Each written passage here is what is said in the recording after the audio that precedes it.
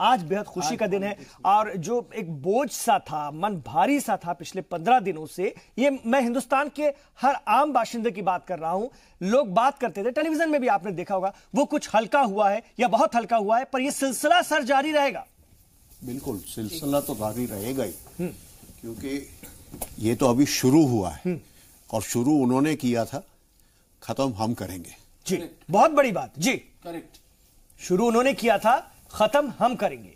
ठीक है। और जो बात इमरान खान कह रहे थे ना कि जंग तो शुरू इंसानों के हाथ में है। इमरान भाई, खत्म हाँ उन दहशतगर्दों के खात्मे के बाद ही हो सकती है। ये तो चलेगा अभी, ये तो चलेगा अभी। जी सर। नहीं, अभी ये तो चलेगा, और कितनी देर चलेगा ये नहीं कह सकते हम, लेकिन चलेगा जरूर। और इस दौरान में हमको आज से हर वक्त चौकन्ना रहना है जी, कि उनके आदमी, और मैं आदमी में ये नहीं कह रहा कि पाकिस्तान आर्म फोर्सेस के बारे में, लेकिन ये जो इनके जो पाले हुए इनके जो लोग हैं, पाले हुए जो हैं, वो जो हैं, उनसे भी हम, उनके अगेंस्ट भी हमें हमेशा के लिए सतर्क रहना पड़ेगा। सतर्कता हमने कम नहीं की थी, लेकिन हर चीज में आप देखिए, टेररिज्म जो ऐसी चीज है कि टेररिज्म में आप कितना मर्जी आप तैयार रहें अपने आप को, लेकिन वो जो जगह टाइम जो चुनते हैं वो उनकी चॉइस का होता है जी। और 24/7 हम नहीं हर जगह हो सकते जी, ठीक है ना। और ये सिर्फ इंडिया की बात नहीं है, ये सब और उनके पास कई मौके रहते हैं, हमारे पास एक ही मौका। बिल्कुल, ये एक बहुत बड़ी सच है। सर, आप एयर मार्शल रहे हैं, मैं आपसे एक बात पूछना चाहूंगा सर, खास तौर से एयर स्ट्राइक हुई है ये, और इतना आसान नहीं होता ऐसे समय में, जबकि सामने वाला मुल्क अलर्ट हो, उनका एयर डिफेंस पूरी तरह से तैयार था, उनके हुदूद में घुसना, खास तौर से पीओके में घुसना, पाकिस्तान ऑक्युपाइड कश्मीर में घुसना, दहशतगर्दों के ठिकानों को निशाना बनाना, उनके रडार, तमाम चीजें इस वक्त तो आला जो जदीद चीजें हैं वो तमाम तैयार हैं, और वो भी पूरी तरह से अलर्ट हैं। ये कैसे मुमकिन हो पाया होगा? देखिए, इसमें ये तो है नहीं कि आज सुबह अगर 3:30 बजे, 3:45 बजे के करीब जो इन्होंने अटैक किया है, तो इनको कल रात को इनको ऑर्डर्स दिए होंगे एयरफोर्स को कि जाओ। ये 14 तारीख को जब हमारे जवान शहीद हुए थे, उस टाइम से प्लानिंग चलनी चालू हो गई थी। प्लान्स हमारे पास होते हैं जी, प्लान्स हमारे तैयार होते हैं, ठीक है, ऐसी चीजों के लिए नहीं, लेकिन वॉर प्लान्स जिसको कहते हैं, वॉर प्लान्स हमेशा होते हैं तैयार। अब उनको कैसे मॉडिफाई करना है सिचुएशन देख के, और 10 दिन में उन्होंने वो कर दिया, प्लानिंग कर ली। मैंने किसी और चैनल पे देखा था कि एयरफोर्स ने 10 दिन मांगे थे, 17 या 18 तारीख को, और उन्होंने कर दिखाया है। आज हमारा तो खैर, और ये जो चीज है ये सालों की ट्रेनिंग के बाद होता है जी, सालों की ट्रेनिंग के बाद होता है। इनफैक्ट जब से वो पायलट्स एयरफोर्स ज्वाइन करते हैं और एक जहाज से दूसरे जहाज से तीसरे जहाज पे जाते रहते हैं, और वहां पे जाके फिर जो अपना जिसको कहते हैं वो फुली ऑपरेशनल हो जाते हैं जी, और उसमें तैयारी करते हैं कि कैसे मौसम में फ्लाई करना है, कैसे वेपन्स ड्रॉप करने हैं। हर वेपन के लिए तरीका जो है ड्रॉप करने का वो अलग होता है। सो इसलिए तैयारी बहुत सालों की होती है, और फिर उसके बाद जब टाइम आता है तब चीजें एक्सेलरेट हो जाती हैं। बिना नुकसान के लौट आना, यह भी एक मतलब वहां नुकसान करके अपना नुकसान के बिना लौट आना, ऐसे समय में जबकि एक पूरे मुल्क की फौज हमारे खिलाफ अलर्ट है, ये एक बहुत बड़ी बात है सर, ये तो मानने वाली बात है। नहीं, देखिए, ऐसा है कि हम प्रेपरेशन करके गए थे, ठीक है ना। ऑब्वियसली एक चीज बहुत ऑब्वियस निकल रही है कि वो लोग तैयार नहीं थे जी। उन्होंने कभी शायद सपने में भी नहीं सोचा होगा कि एयर ऑपरेशन होएगा। वो सर्जिकल स्ट्राइक 2 की सोच में ही रहे। बिल्कुल, वो सर्जिकल स्ट्राइक 2 के बारे में सोच रहे थे। उन्होंने अपनी ट्रेंचेस खुदवानी चालू कर दी थी, उन्होंने और चीजें तैयार करनी चालू कर दी थी, आर्मी ऑफिसर्स की लीव कैंसिल कर दी थी और थोड़ा बहुत मोबिलाइजेशन कर दिया था। तो उन्होंने कभी सोचा भी नहीं होगा कि इंडियन एयरफोर्स इस तरह से एलओसी क्रॉस करके पीओके में जाएगी। और ये देखिए, एक चीज यहां पे मैं मेंशन करना चाहता हूं, और ये बड़े ध्यान से देखना चाहिए और सुनना चाहिए आपके दर्शकों को भी, कि इंडियन एयरफोर्स ने इंटरनेशनल बॉर्डर नहीं क्रॉस किया जी। कोई मिलिट्री टारगेट नहीं किया है, ये टेररिस्ट कैंप था जी। और पीओके क्या है? पीओके इंडियन टेरिटरी है, बिल्कुल हमारा हिस्सा है जी, हमारा हिस्सा है, जो पाकिस्तान ने गलत तरीके से ऑक्यूपाई किया हुआ है 47-48 से जी।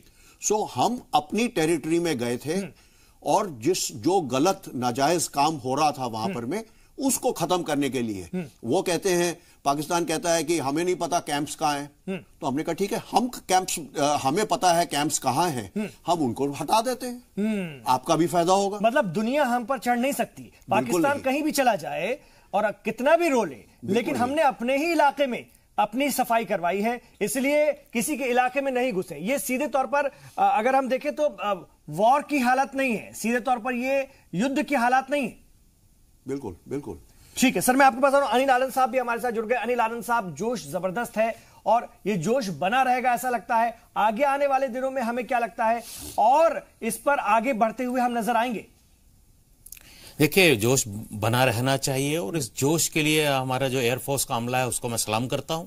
बहुत ही प्रिसीजन से ये मिशन उन्होंने अंजाम दिया। एयर मार्शल साहब से थोड़ा सा मैं डिफर कर रहा हूं। उन्होंने कहा कि सिर्फ पीओके के एरिया में इन्होंने किया। मैं एक रिपोर्ट देख रहा था जिसमें बीबीसी ने वहां पे पख्तून, क्या उनका इलाका है, ये बालाकोट, खैबर पख्तूनख्वा, उस वहां पे है। असल में बालाकोट भी 2 है सर, मैं माफी की नहीं, ये वो वाला बालाकोट नहीं है। एयर मार्शल साहब, मैं आपको जो कहना चाह रहा हूं, मैं वही आपसे कह रहा हूं। बीबीसी ने वहां पे आई विटनेस अकाउंट वहां से दिया, एक चैनल पे मैं देख रहा था कि वहां के रेजिडेंट्स का उन्होंने रिएक्शन दिया कि कितने बजे कैसे हुआ। मुझे नहीं मालूम बीबीसी की रिपोर्ट गलत है कि सही है, मैं उसमें नहीं जाना चाहता, लेकिन ये कहा जा रहा है कि बालाकोट जो इनका अड्डा था जो इस टेररिस्ट ग्रुप का, वो वाला बालाकोट है। अगर खैबर पख्तूनख्वा तक हमारे एयरफोर्स के लड़ाके चले गए तो मैं कहता हूं काबिल तारीफ है जी, कि Pakistan was cot totally unaware. PoK तो हमारा इलाका है, अक्सर हम उनके साथ उस पे प्यार मोहब्बत करते ही रहते हैं, वो उसमें तो कोई दो राय नहीं है। मुझे लगता है कि ये बहुत बड़ा काम है कि अगर हम वहां तक पहुंच गए और उनको ये बता के आ गए कि हमने अपना काम कर दिया और सेफली वापस आ गए। दूसरा आपने कहा जोश तो होगा ही, लेकिन मुझे लगता है जोश के साथ होश नहीं खोना चाहिए। भारत के लिए ये होगा, पाकिस्तान के लिए ये होगा कि होश में आ जाओ। उनको लग रहा था कि हम चले जा रहे हैं, करे जा रहे हैं, ऐसा कुछ नहीं होगा, लेकिन हमारी सेनाएं हमेशा मुस्तैद रही हैं। 1947 से लेके आज तक जब जब उनको मिशन दिया गया उन्होंने बखूबी अंजाम दिया है उन्होंने, और पॉजिटिव रिजल्ट्स दिए हैं जी। इसलिए कहीं ना कहीं उनको ये सोच लेना चाहिए था, और अभी भी वक्त गया नहीं है। होश में आ जाएं, भारत की तरफ दोस्ती का हाथ बढ़ाएं। ये जो टेररिज्म का जाल वो फैलाते रहते हैं, जिसका उनको भी ज्यादा नुकसान हो रहा है, हमें तो ब्लीड कर ही रहे हैं वो। और आज दिखा भी, पूरी पार्लियामेंट उनकी जो है घबराई हुई है। हमारे यहाँ हम नॉर्मल चीजों को दिखाने की कोशिश कर रहे हैं। वजीर आजम मेट्रो में सफर कर रहे हैं, मिल रहे हैं, जुल रहे हैं लोगों से, प्रोग्राम में शरीक हो रहे हैं, लेकिन वहां हम देख रहे हैं भारी घबराहट है। ये घबराहट ही बताती है कि चोर की दाढ़ी में तिनका है, और अब पड़ा है जब हंटर तो फिर अब दर्द हो रहा है, लेकिन उस दर्द को जोर से चिल्लाकर बयां भी नहीं कर सकते, चुप के सहना है। यह बहुत तकलीफदायक स्थिति होती है। एयर मार्शल साहब, मैं आपसे जरूर जानना चाहूंगा, बालाकोट का जो जिक्र हो रहा है, एक तो खैबर पख्तूनख्वा इलाके का भी है, ये मुझे आप समझा दीजिए हमारे नाज़रीन को कि कहां तक घुसे हम। एक बालाकोट, क्योंकि शायद मैंने ये पढ़ा, आप उसको साफ करेंगे, 2 बालाकोट हैं क्या? मेरे ख्याल, अब ये इन्होंने बताया है अभी जो जी होंगे 2 बालाकोट हैं। ये एक बालाकोट में माफी चाहता हूं क्या, क्योंकि मैं जम्मू कश्मीर का रहने वाला हूं, बता सकता हूं। ये बालाकोट पुंछ से आप जब बॉर्डर ऑफ क्रॉस करें तो मुजफ्फराबाद उस एरिया में पड़ता है। ये जंगल का इलाका है जी, इसलिए हाँ ठीक है। तो कैंप जहां पे भी है, लेकिन ये काबिल तारीफ है कि जहां पे भी कैंप है वहां पे पता लगाना, हमारी जो इंटेलिजेंस है इंटेलिजेंस रिपोर्ट जो है वो उन्होंने पता लगाया, इंटेलिजेंस रिपोर्ट्स जो मिली हैं और उसमें पता लगाया है कि कौन से बालाकोट में है, पास वाले में है कि आगे वाले में है। पर घुसे हम लोग सर बहुत आगे तक है, ऐसा लग रहा है। जितना दर्द है सामने उससे लग रहा है कि काफी अंदर तक गए हैं। बिल्कुल जी। और खासतौर से बलूची लीडरान जो खासतौर से वहां के बागी हैं और लगातार बलूचिस्तान की आजादी के लिए जद्दोजहद कर रहे हैं, उनकी बधाइयां आई हैं, वो भी हमने दिखाई थी। तो वो कह रहे थे कि यह आपने बहुत अच्छा किया और ये बहुत जरूरी था। तो वो मान रहे हैं कि हम लोग क्योंकि उन्होंने भी कहा कि आप लोग काफी अंदर तक आए, तो ये एक बड़ा जवाब उनके नजरिए से है पाकिस्तानी खासतौर से फौज को जो कि मिलिटेंट्स तैयार करती है, आईएसआई को जो कि मिलिटेंट्स तैयार करती है। नाइला कादरी ने अभी बताया कि ये आप लोगों ने बहुत अच्छा कर दिया, इसका घाव ये कई दिनों तक सेकते रहेंगे।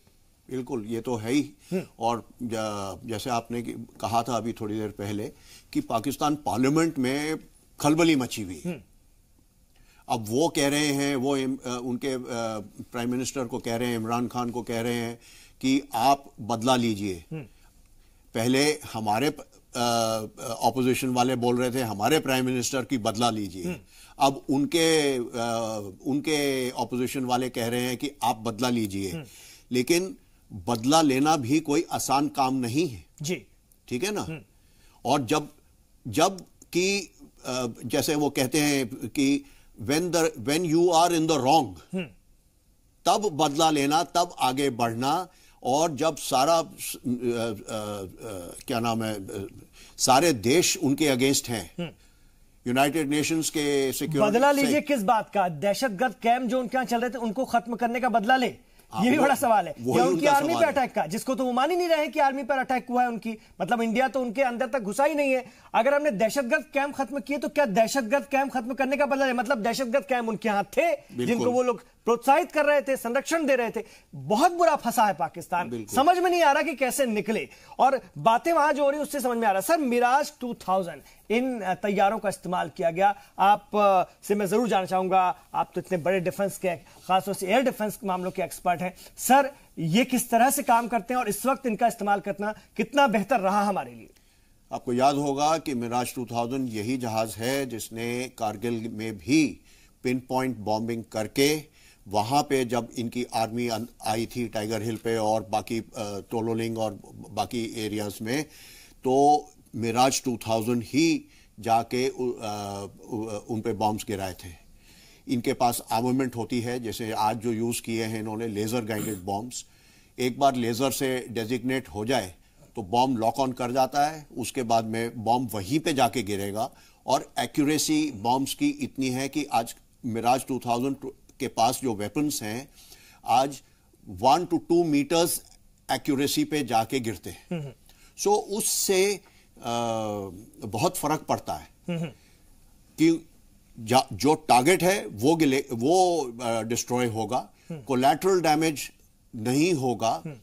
तो ये सब जो है, ये मिराज 2000 के पास में बॉम्ब्स हैं जो मिराज 2000 ड्रॉप कर सकता है जी। और उसके आगे की जनरेशन के जो आने हैं, जैसे रफेल आएगा अगले इस साल में, और अगले साल में जो रफेल आ जाएगा, वो उसके पास में और भी इससे अच्छे बॉम्ब्स हैं जी, जो वो ड्रॉप कर सकता है। सो मिराज 2000 ही इस वक्त बेस्ट चॉइस थी एयरफोर्स के पास कि जाके ड्रॉप करें। ये सुखोई 30 भी बड़ी जा सकता नॉन था। सीरियस खबर मैं पाकिस्तानी टेलीविजन चैनल्स पर देख रहा था। इस हमले के बाद हम लोगों की तमाम चैनल्स पर नजर थी, तो खासतौर से वो ये कह रहे थे कि जी आए तो थे, लेकिन हमारी अफवाज ने जब उसको रिएक्ट किया तो ये बारूद वगैरह छोड़ के, क्योंकि इनको छोड़ के जाना पड़ता है, वो कुछ दिखा रहे थे।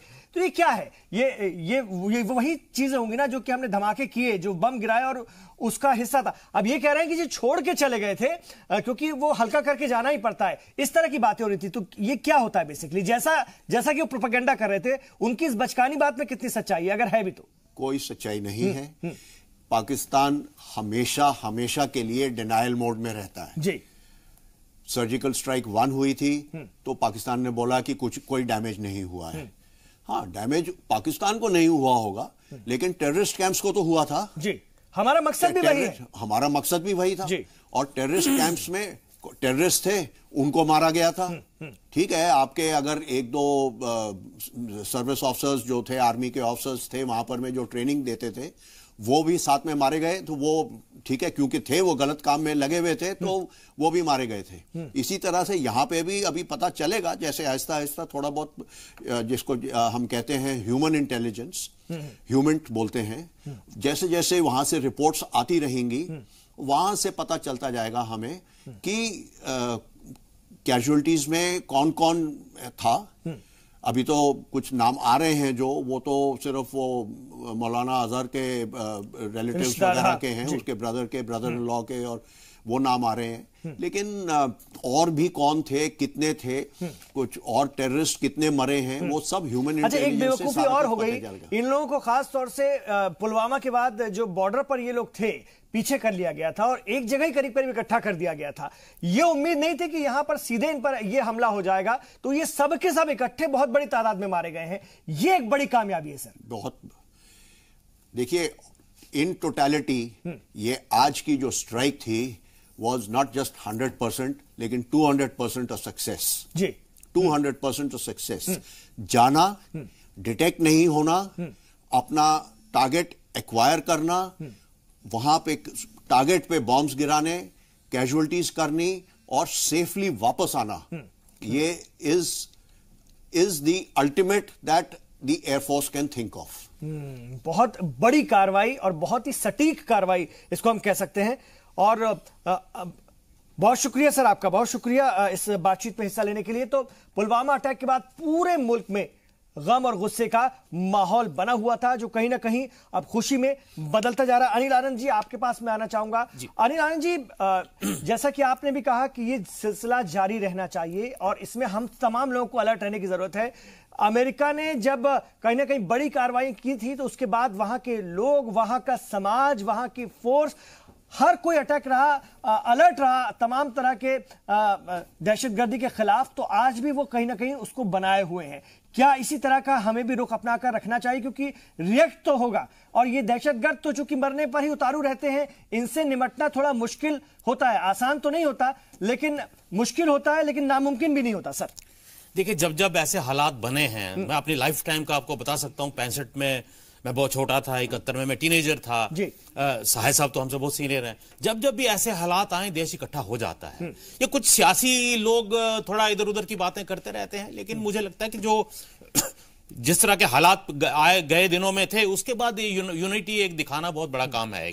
ये एक दुनिया को एक मैसेज दिया कि हिंदुस्तान को आप ये मत समझिए कि हम अपनी राजनीति के कारण कुछ हम डिबेट तो करते रहते हैं, लेकिन हम इकट्ठे हैं। जब भी कोई हमको ललकारेगा तो जवाब हम उसका बखूबी देंगे। मैं एक और बात, एयर मार्शल साहब ने बहुत अच्छी बातें की, उसी को आगे बढ़ाते हुए, ये जो अटैक हमने किया, हिंदुस्तान जाना जाता है अपने इंसानियत के ताई फ्राइज निभाने के लिए।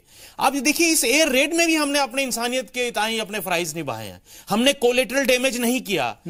प्लानिंग ऐसी की गई और इतनी प्रिसीजन से, इतने निशाने पे हमारे एयरफोर्स के अमले ने बम्बार्डमेंट की कि आम आदमी, आम शहरी पाकिस्तान का वहां भी वो नुकसान ना हो, उसकी जान ना जाए। इसके बरक्स आप पाकिस्तान का रवैया देखिए, कितने वो कश्मीर में टेररिज्म करता है, हर जगह ब्लास्ट, उनके ट्रेन टेररिस्ट आते हैं, हमारे इनोसेंट भारतीय नागरिक मारे जाते हैं। तो ये भी एक दुनिया के सामने एक नया अक्स है ये, कि किस तरह से इंसानियत को ध्यान में रख के भी अपने इंटरेस्ट को अगर सेव करना हो तो हम सक्षम हैं। हम लड़ाई भी लड़ सकते हैं, हम जंग भी लड़ सकते हैं। कहीं ना कहीं अंबिकानंद साय जी, सरकार के पास अब कोई उपाय नहीं था और ना अब आगे होगा। अब यही एक तरीका है और ऐसे ही रिएक्ट किया जा सकता है। वो तरीके और भी हो सकते हैं, लेकिन इसके अलावा अब कोई तरीका है ही नहीं। और ये सिलसिला अब किसी भी रूप में थमना नहीं चाहिए, आपको लगता है? या फिर कुछ चीजें जब सियासी होती हैं तो ठंडी पड़ जाती हैं, लेकिन ये जो हुकूमत है, इसको देखते हुए मैं आपसे पूछना चाहूंगा, और खासतौर से अब कोई चारा भी नहीं है, मेरा जो सवाल है। देखिए, बहुत सुंदर सवाल है, और बैकग्राउंड नॉलेज के लिए मैं एक दो बातें बताऊं कि सरकारें अपने मित्र देशों के साथ इंटेलिजेंस भी शेयर करती है जी। आप गौर करिए इन तारीखों पे, कब 14, 15, 16, 14 को दहशतगर्दों ने भारत पे बम ब्लास्ट किया जी, 15 को अफगानिस्तान में किया और 16 को ईरान पे किया जी। दहशतगर्द वही जैसे मोहम्मद। तो और पूरा दुनिया जानता है कि भारत बहुत दिनों से इसका प्राइस पे करता रहा है दहशतगर्दी का, और ये भी दुनिया जानती है कि कोई नॉन स्टेट एक्टर नहीं है, स्टेट स्पॉन्सर्ड एक्टर्स है पाकिस्तान के। जी, ईरान भी जानता है, अफगानिस्तान जानता है, अमेरिका जानता है, फ्रांस जानता है, इंग्लैंड जानता है, सब जानते हैं। तो वहां पे इकट्ठे बालाकोट में इतने दहशतगर्द और ट्रेनर्स, उनके कमांडर्स इकट्ठे हैं, ये इंटेलिजेंस का भी कमाल है। भारत की इंटेलिजेंस एजेंसीज या दूसरों से भी मिली जानकारी पे इतना प्रिसाइज इंफॉर्मेशन और इतनी प्रिसाइज बॉम्बिंग, जैसा अनिल जी ने बखूबी कहा कि इतनी प्रिसीजन के साथ हुआ कि कोई कहीं और कोलैटरल डैमेज नहीं, सिर्फ दहशतगर्द मारे गए। ये एक बहुत बड़ी कामयाबी है। अब रही बात हिंदुस्तान में एका की, तो देखिए 71 में भी जब अटल बिहारी वाजपेयी ने इंदिरा जी को दुर्गा कहा, उस वक्त भी एका था। इसीलिए मैं कहता हूं कि हालांकि आजादी के भारत के बहुत ज्यादा लम्हा नहीं गुजरा है, मगर एज ए डेमोक्रेसी बहुत मैच्योर हो गई है भारत जी, बहुत बहुत बहुत। और 71 में भी एका दिखा, 65 में भी दिखा, 62 में भी दिखा, और अभी दिख रहा है। मोदी जी के धुर विरोधी लोग भी एक साथ आज सरकार के साथ खड़े हैं, और ये बहुत बड़ी बात है। वहीं पाकिस्तान का नजारा कुछ और है। वहां तो जबरदस्त वहां राजनीति तो हो रही थी। इमरान खान के खिलाफ पार्लियामेंट में शेम हो रहा है, और लोग तरह तरह की बातें कर रहे हैं। मुझे डर है कि अब शेम जो इमरान खान पे हो रहा है, अब पाकिस्तानी आर्मी पे भी जनता वहां कहना शुरू कर देगी, और ये बहुत खतरनाक वक्त होगा। और इसीलिए जब ऐसा वक्त आता है तो हमने देखा है पाकिस्तान में सर आर्मी फायदा उठाना शुरू करती है और कहीं ना कहीं वो डेस्परेट मूव्स करेगी। जी। इसीलिए हमको अभी बहुत चौकन्ने रहने की जरूरत है। हर राज्य की पुलिस को, पैरामिलिट्री फोर्सेस को, सिर्फ आर्मी को नहीं, और नागरिक को भी जागरूक रहना है। कहीं कोई बम पड़ा हुआ मिलता है, कहीं कुछ होता है, इस तरह की भी वारदात हो सकती है, डेस्परेट मूव्स, तो सजग रहना चाहिए, हर नागरिक का कर्तव्य है। तो मैं कह रहा था कि माहौल में आसमान जमीन का फर्क है हिंदुस्तान और पाकिस्तान में। यहाँ मनोबल ऊंचा है, खुशी की लहर है। वैसे ही पाकिस्तान आज हुक्मरान वहां के मुंह छुपाने लायक स्थिति हो गई है। शेम के नारे लग रहे हैं, तो ये काबिले गौर बात है। बहुत अजीब सा तजब्जुब है, स्वीकार भी नहीं कर सकते कि हमारा इलाके में ये सब हो रहा था जिसको खत्म किया गया है, वो ये बता ही नहीं सकते। और दूसरा, अगर हो गया है तो उस पर भी चुप्पी साधनी है। बड़ी अजीब स्थिति है पाकिस्तान की, और इसको कहते हैं कूटनीति, सब तरफ से फंसा करके काम अपना कर देना, और ये हिंदुस्तान ने कर दिखाया।